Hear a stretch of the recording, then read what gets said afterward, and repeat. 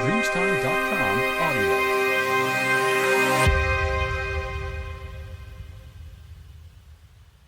Congratulations.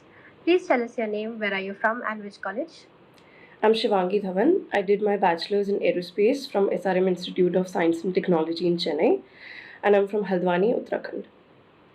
What role did IGC play in your learnings?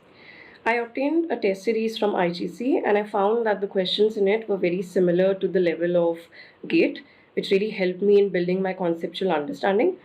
Apart from that, the discussion portals it really helped me in any clearing out any doubts or anything of that sort. What are your three key learnings while preparing for GATE examination?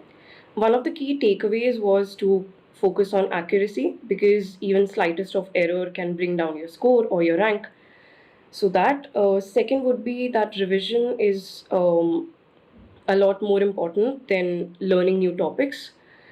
Third is to not get demotivated if you are unable to solve any question in the beginning of your journey, because eventually things will fall in place and your conceptual understanding will increase.